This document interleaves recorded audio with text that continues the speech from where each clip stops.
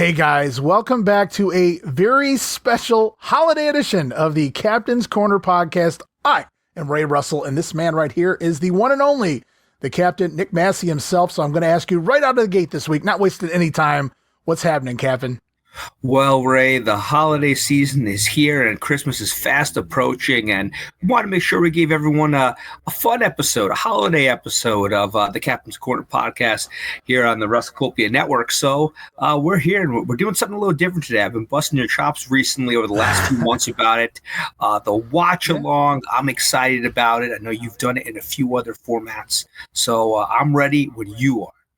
Yeah, we've got the Pro Wrestling Academy video cast with Dan Gennity. We've got the Coliseum video cast with Gene Jackson and Random Wrestling Grenade video cast of all sorts of fun stuff over on Patreon. But this one for free right here. And for anybody listening on audio, you guys can head over right now to youtube.com/Wrestling Grenade and watch the matches along with us and check out how dapper Mr. Nick Massey's looking tonight. We are just having a great time. This is a night off for me. I don't look half as sharp as my man, Steve Curry Jr. Ray over here. One half of the fabulous one. So Scruffy Ray. I'm just slumming and bumming it tonight.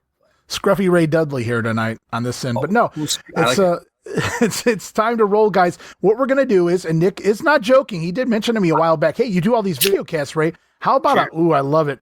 A Portland one. Let's do a Portland video cast kind of leading into the Portland Wrestling Expo, a little build up. So many great legendary matches to go through, and hopefully these will continue leading into the Wrestling Expo. But out of the gate, what I wanted to do for you, Nick, was throw together a few matches featuring a lot of the talent that will be involved at the Portland Wrestling Expo. And I have a little bit of information on each of the matches we're going to watch right now, guys. But awesome.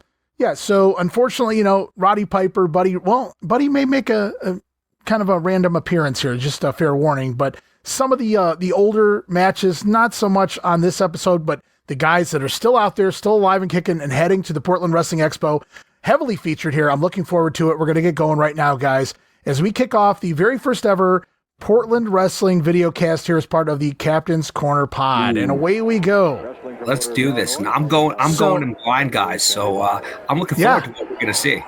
So this one a little more blurry than the rest. Fair warning. We're going to go back to May 21st, 1985, guys. And this is right after that 60th anniversary of the Don Owen territory, the big extravaganza. And in the ring right now, you will note Diamond Timothy Flowers and his opponent, a very young Lance Von Erich, at this time known as Ricky Vaughn. And he's really getting pushed to the moon here at this point for the Portland territory because look at him. He's $1 million, Nick. Oh, absolutely. And we got two people that are connected to February 22nd, Portland Wrestling Expo. Of course, we've already announced Ricky Vaughn, a.k.a. Lance Von Erich. He's one of the featured vendor guests at the Holliday in Portland that day. But Diamond Timothy Flowers was someone that I was in touch with. We have a very close mutual friend, Tom Burke. A shout out to Tom Burke in Springfield. And Tom put me in touch. Unfortunately, Timothy's got a very busy work schedule, so he's not able to make it. But no fear, Lance Von Erich, a.k.a. Ricky Vaughn, will be there. And I'm curious to see this match. I'm actually a big fan of 1985 Portland. Like you said, the big super show, for the 50th anniversary. Excuse me, what was it? Oh my God, I should know that. 60th anniversary. 60th anniversary 1985, because the 100th anniversary is coming up only in a couple of months. Yeah, so the totally legit 60th anniversary here back in 1985 and 100th on the way, going to be celebrated as part of that Portland Wrestling Expo. And this is, like I said, a big push for Ricky Vaughn here in the Portland territory. So you may be surprised at what happens in this matchup. But Diamond Timothy Flowers, no slouch. He'd had a little work over in the Los Angeles territory prior to this as well, in the dying days of L.A. He sure did. And here's a very green... Love Sandy Barr's T-shirt selection. Yeah, Sandy Barr had the greatest referee shirts of all time, did he not? He did. It said very casual, but at the same time, I'm here to enforce the rules when I choose. Oh, a little full Nelson action by Ricky Vaughn. Full Nelson, and that is going to do it, actually. That's his finisher. Talk about basically a squash. No, basically a squash there to get him over. And I know that Billy Jack Haynes took Ricky under his wing, and I know Ricky started using the full Nelson finish too, because Billy might have been in Florida in and out at this point. But big win for Lance to kick off our watch along. And what do we have here? Coal Miner's Glove match. Abudadein taking on Top Gun. Top Gun going to be part of the Portland Wrestling Expo. he's gonna be a big part. Our good friend, we've worked with Dave Sierra before, and of course he'll have the original mask with him on February 22nd as Top Gun. We had him, of course, on the Captain's Quarter podcast a few months ago, and I like this Top Gun mask. I'm a big fan of it. I think it has such a unique look. Yeah. It's Dave, of course, had a bunch of great masks. The Top Gun one, maybe my favorite. That, and then the Assassin Olympic ring was one. Probably my two favorite masks they wore. Yeah, I think we're on the same page there. Yeah, he's throwing Abudadein around right now. Ooh. So the backstory here, of course, the coal miner's glove match. For those of you who don't know, you get to climb the pole. The first person to get the glove, which is a coal miner's glove. You go back into the mines, of course. The steel plate that's in the top of the glove on the knuckles to protect the fingers from getting smashed. And so it's loaded basically, and the idea is climb up there, grab it, and you get to use the move, or the glove. And if I remember correctly, it was invented by Dutch Savage. He was the one that brought it into professional wrestling and right out here in Portland. So that's why it was a mainstay. When you would have gimmick matches in Texas, it was usually a Texas death match. In Florida, like when Malenko was there forever, it was the Russian chain match or whatnot. And here in Portland, it was quite often the coal miner's glove match, the throwback. By the way, you could tell that it's an important match because Sandy Barr a lot less casual in this one. He's got the stripes on. He's ready to get involved if he has to. Yeah, more important matchup here, December 3rd, 1988. And this match is out there in its entirety as well on YouTube, including the intros, which I edited out here for time purposes. But it's with the music. Well, that too. But something interesting does take place prior to this. Top Gun will get on the house mic, take it from Don Owen, and big elbow. Put over the Portland, the Pacific Northwest Wrestling promotion as the #1 promotion in 1988 in Portland for a very good reason. He's pointing out that we run more shows, we give you more effort, and so you know who else was running Portland in 1988, Nick?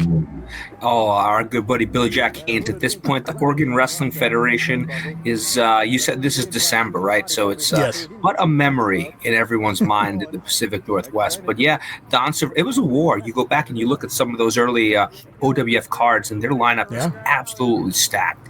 And they have some 7, 8, 9 match shows, which I know Don did not run a lot of bigger shows, so they had a lot of guys on the card. And, Top Gun, of course, one of those guys stayed loyal to Don, and Abudadein in the middle of quite a long run in Portland too. He was here for a couple of years, 87, 88, 89. Yeah, that's a name that's not talked about often enough because it was in Portland and it wasn't a lot of exposure in the magazines and whatnot. But Abudadein had a hell of a run way out there in the West Coast, the Northwest, and he's going once again. Yeah, trying to get that coal miner's glove.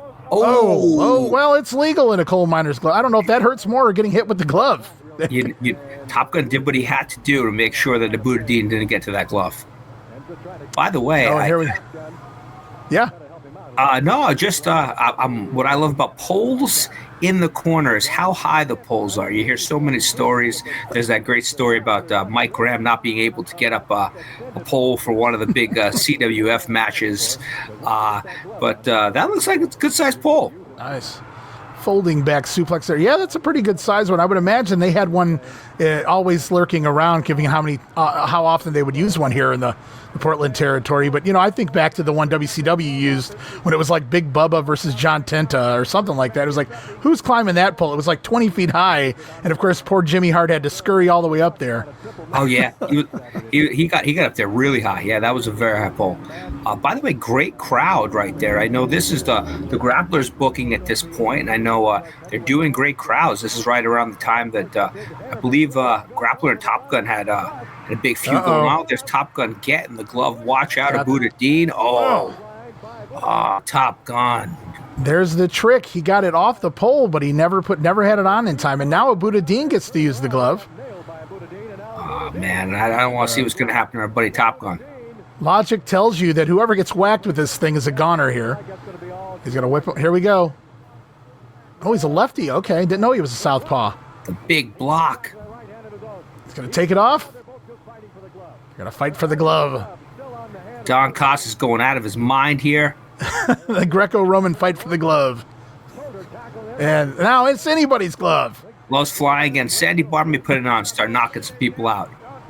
Let's do it, guys. Come on, Top Gun. Top Gun's got the glove.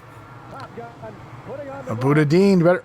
Boom! There it is. Right in the chin. Down he goes. Indeed. And who is that? Playboy Buddy Rose. Lean Mean 217 Buddy Rose back in the territory, and he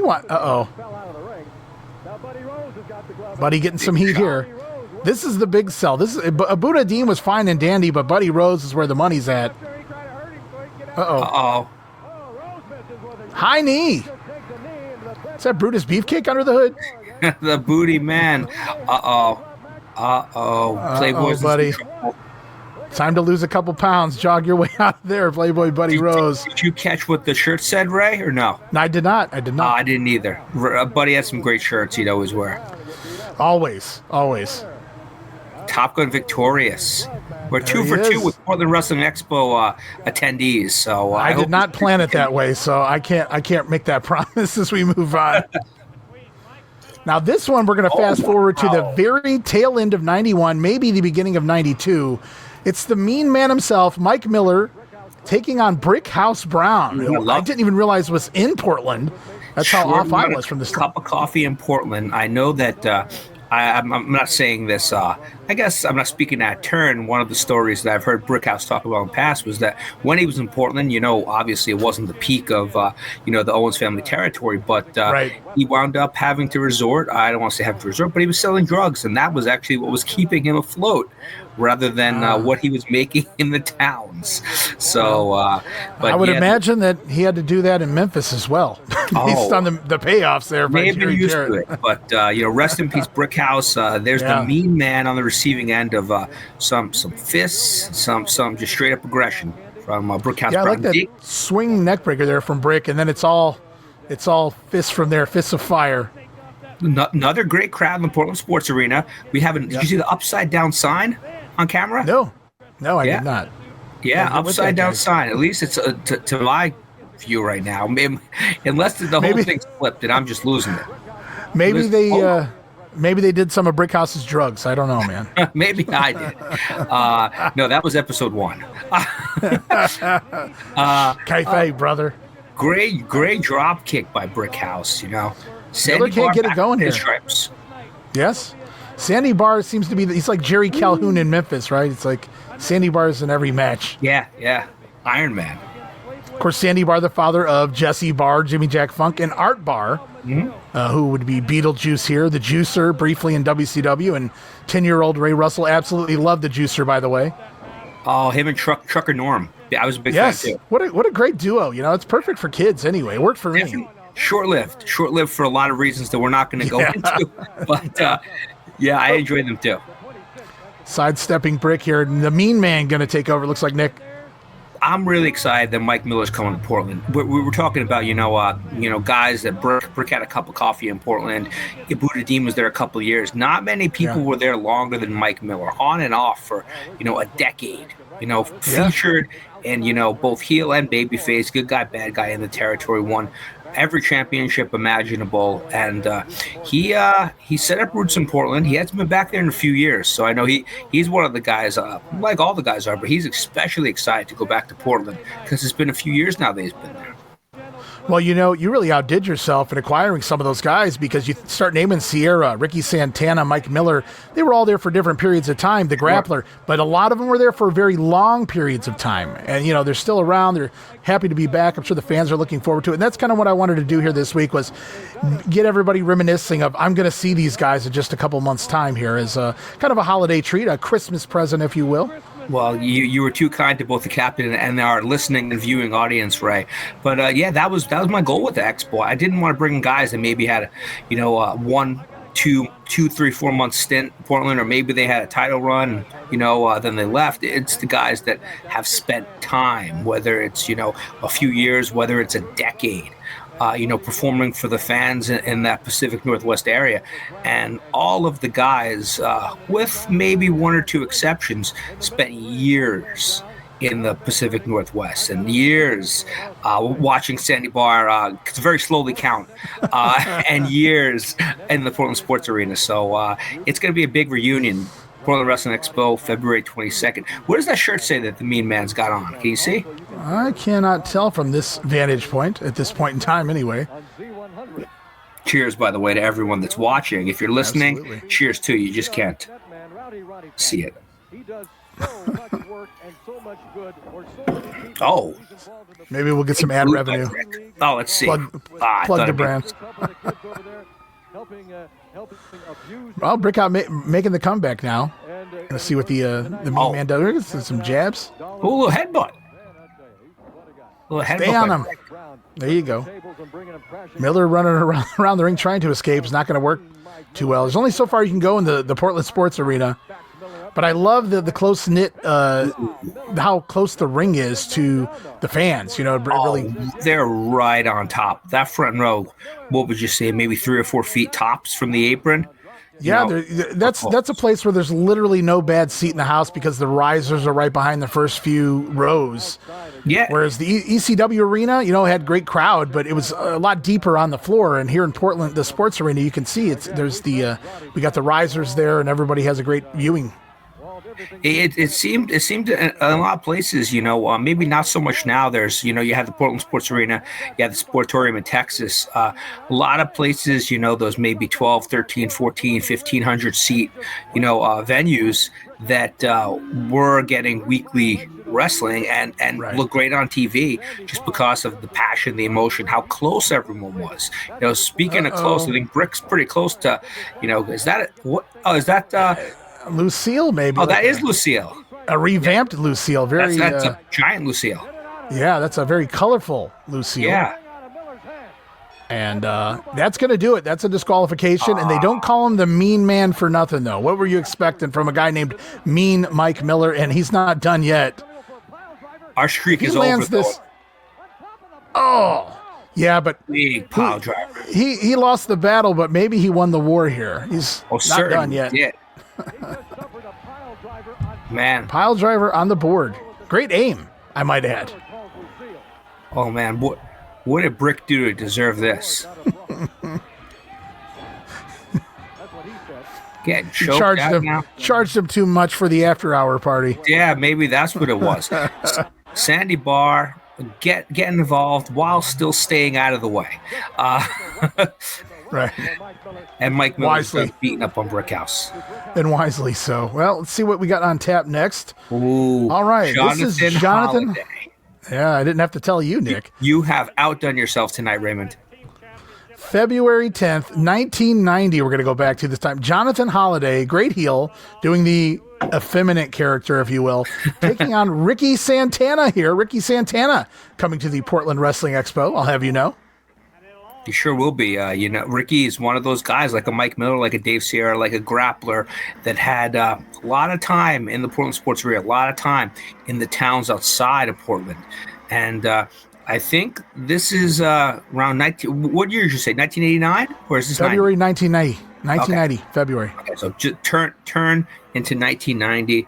Ricky's actually going to be bringing ring used Portland jacket that we're going to be auctioning off at the expo. So there's going to be some signature items. Ricky's bringing a jacket, Top Gun's bringing an original mask, the Grappler's bringing a mask, and we're going to have silent auctions too, where people will be able to just bid on it while the expo's going on. You'll be able to take home a one-of-a-kind piece of ring used memorabilia. So that's another exciting event. It may be breaking news, actually. So. Oh, very cool. Yeah, no, that's absolutely an awesome deal to hear. And Ricky Santana as a kid was one of my favorite underdog type guys because he really never got the push he could have gotten in the big leagues. And it was so fun whenever he would pop up working for Crockett or Turner. He had that little run in 1989. Not really sure what happened there before he was phased out again. Yeah, is that what happened? Okay. Yeah, That's him right. Pillman, I remember covering that. Yeah. Him and Pillman were going to be a tag team, it looked like. And literally they start doing some stuff, and Ricky blew out his knee in the first or second TV match. Yeah. Yeah, now that you say that, I remember covering that when I was doing 89 in the NWA. It was just so fast, and then they never bring him back, and then he winds up back here in Portland. Well, as you know, things were moving so fast to where back then it was just the next man up type situation, right? So whatever was in store for Ricky, it wound up being Tom Zink, 5 or 6 months later as Pillman's tag team partner. So Santana takes a side slam, or as Gorilla would call it, a side suplex, Jess. Took it out there on the hardwood floor. I think that's wood, or was that concrete? I don't know. but he's out. Looks like his back's out. So we got Bill Francis and Curtis Thompson trying to help Ricky at ringside. Yeah, Bill Curtis Francis Thompson getting in there. Yeah, Bill Francis is going to do a little bit here. Now, Bill Francis. Ricky's not done yet. I think we'll see Ricky before this is over. But Bill Francis is going to quote unquote tag in for the moment here with Jonathan Holliday, and the referee allowed it. Yeah, he's going to let it fly. Yeah. Let's see. By the way, didn't realize how big Bill Francis was until seeing him throw around a poor Jonathan Holliday right now. And of course, Bill Francis' father was a legendary wrestler and promoter, and his brother was hell of a football player. Yeah, hell of a football player. And in the Battle Royal, Russ Francis said WrestleMania 2, part of that Battle Royal, refused to go out till he had to. Also in one of the featured, if not main event matches in Super Clash 2. Yes. And these guys were pretty good hands in Hawaii prior to coming over here to the West Coast. Bill Francis had quite a few runs in his father's promotion, not just due to nepotism, but they were over. They really got over there in Hawaii. And that is indeed the voice of one Scotty the Body on commentary there for those curious. He did such a great job on commentary. Amazing. Right? Yeah. Yeah, it was great. The first time I heard that, when tape trading first started, I got my hands on the first bit of Portland footage I could. I was like, oh my God, that's Scotty Flamingo or whatever he was by that point in time when I was watching wrestling. But I was like, wow, this is great stuff, pal. No, and you identified Don Costas, just being solo at the booth like Joey Styles would later down the line, and before that Frank Bonema. But Scotty does such a great job of keeping Costas involved, and while still being his own unique character, very funny. The commentary is top notch. It's very much what would become Johnny Polo later on in the WWF, his style, and like you said, engaging with people. That was just Scotty being Scotty, really. Just he needs somebody to talk to at all times, even if he's talking to himself, right? I didn't really ask you for an answer. Yeah, I would still say it. I love the Raven stuff, but probably some. Oh, speaking of a return. Yes. Ricky Santana trying to get back in the action, although Bill Francis is doing a great job.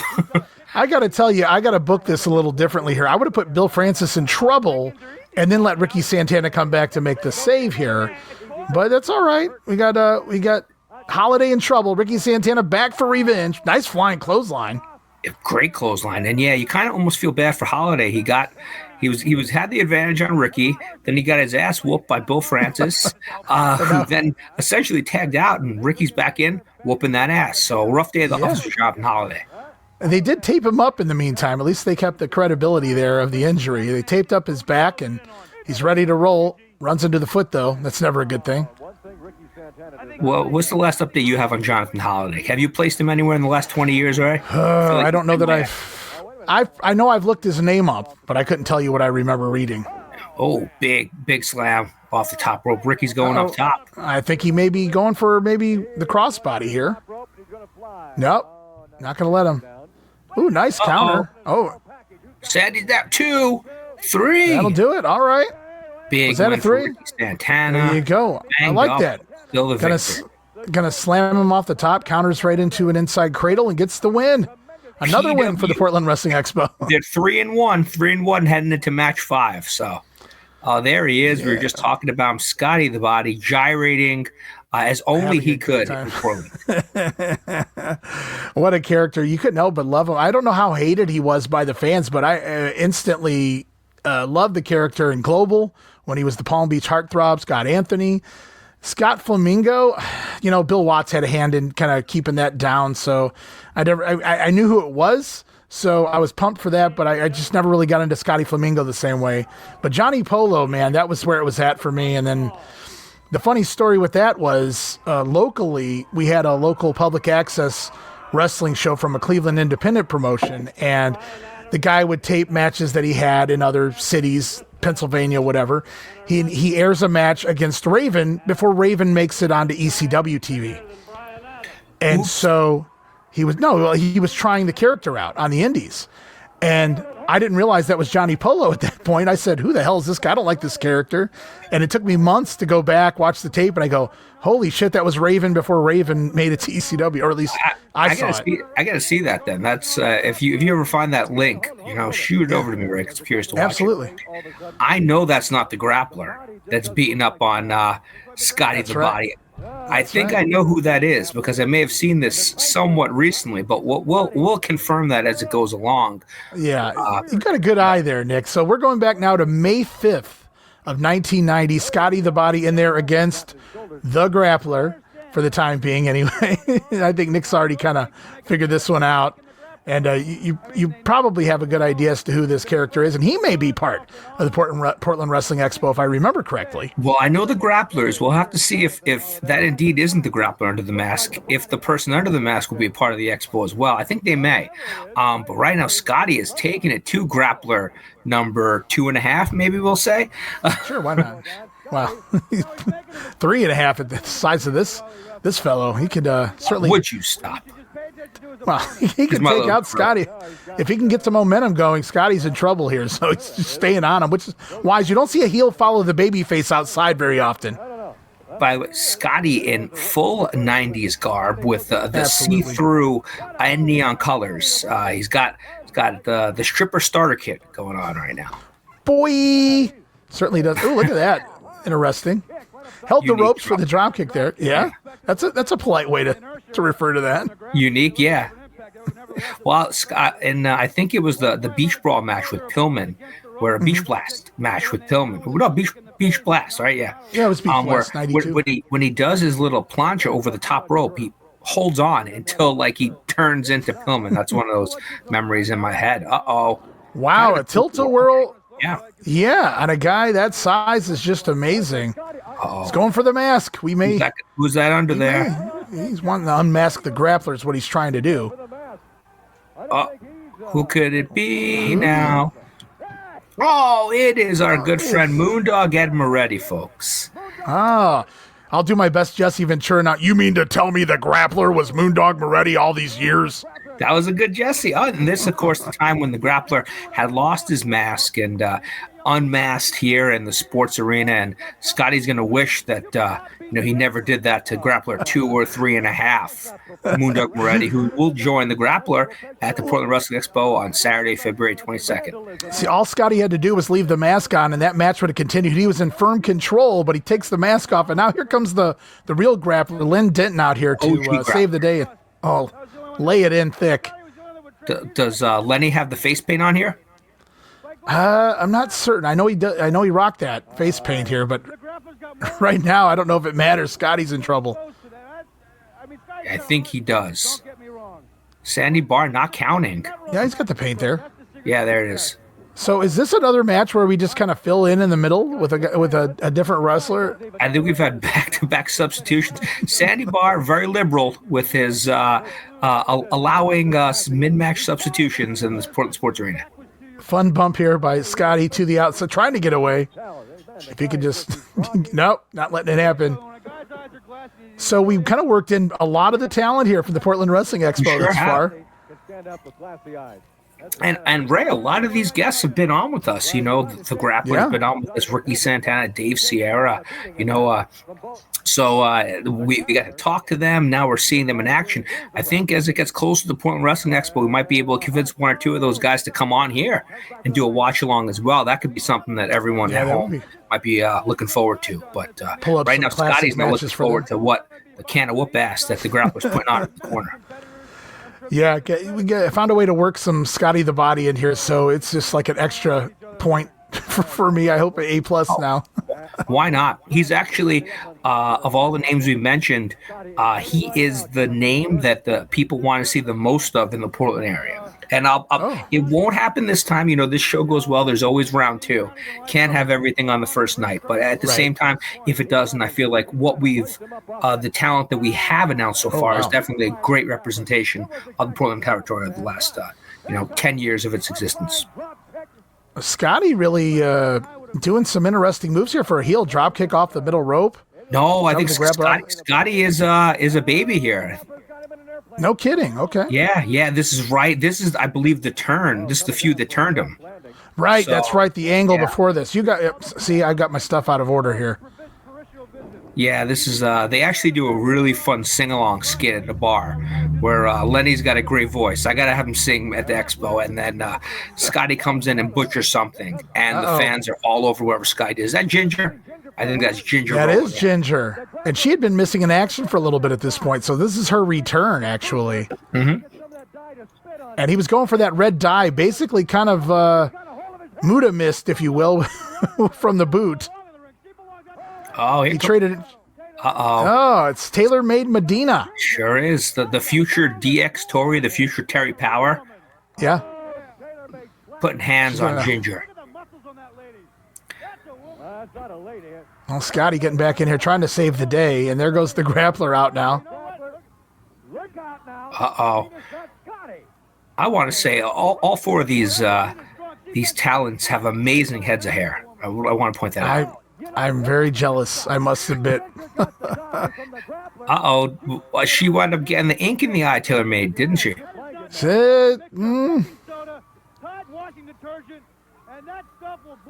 Tide washing detergent. It's not just any washing detergent that's in there. It's Tide washing detergent. Tide, yeah. The people on their feet at the sports arena all over Ginger's arms, whatever that ink may be. Yeah. Grappler hair cream. That'll do it. They know all of the ingredients is what bothers me, Nick. They knew exactly what was in there. Wow, that was fun. That was a fun time. Fun 30 minutes in and out, and a ton of talent. Been asking about for a bit, Ray, and you did not deliver. That was quite the smorgasbord of talent and fun viewing, all related to the Portland territory. And you featured a lot of the guests at the expo. Everyone head over to pwexpo.com. One of the cool things about Portland is, obviously world class. They had their TV at the Sportorium for the most part. Then they'd have Fort Worth TV. But, you'd see them in the Cotton Bowl in Texas Stadium. So on and so forth. But a lot of the only footage we have for the most part that exists, other than the occasional big show and literal one-off, for the 60th anniversary. And then there's another show that I just saw recently from September 85. That was the second anniversary, I think, in Seattle. But not a lot of stuff from outside the sports arena, professionally shot. So, the Portland Sports Arena is the background for all things Portland wrestling that we have on video for the most part.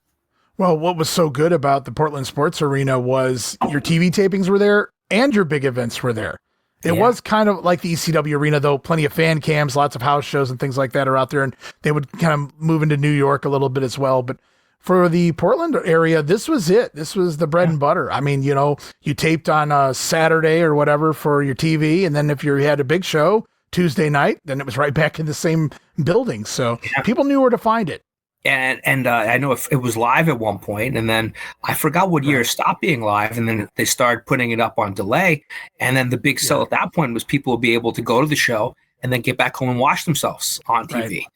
So I got to find out. Someone's got to know what year that it stopped being live. But it's definitely very, very early 80s. Early 80s, yeah. At the latest. Yeah, I remember that. Right, yeah. It was early 80s somewhere.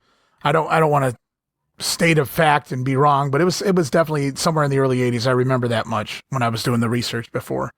But yeah, that was a fun time, man, to go back and just cut out a few matches, throw them together, and I'm like, all these people just happen to be part of the expo, so it worked out well. And I do have some other plans. If we do any more watch-alongs, I have some great footage.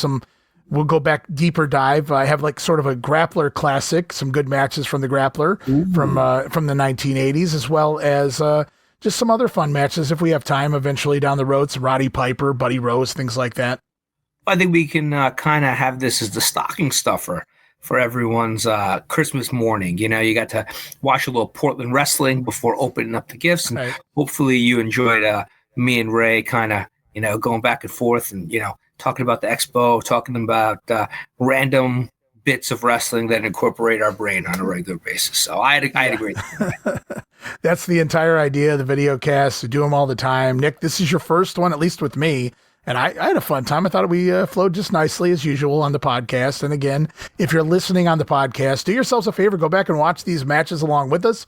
YouTube.com youtube.com/wrestling grenade, going to be available here on the podcast, but also as a video cast on our YouTube account. So check it out both ways. Great time. It was I hope to do it again before we get to the expo, but certainly a great holiday gift, hopefully for everyone out there that was interested, just in watching some old school wrestling in general, and are certainly fans of the Captain. Well, we've over the last few months, we've done such a great job of, getting some guests on here. You're the best producer around, the best co-captain around, Ray. And, we've had some guests and we've heard some great stories, but this is the first time we got to see some footage. So, this has got to be episode 7 or 8.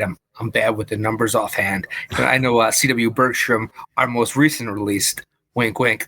It was good to see some footage here of, the guys that are coming to the expo. And like I said before, we'll definitely be able to get the Grappler on, Top Gun, Ricky Santana, talk about some of their matches, which if you thought this stocking stuffer was good, once you hear them talk about their matches, that's the holiday present that we'll definitely be able to get taken care of in the next few weeks.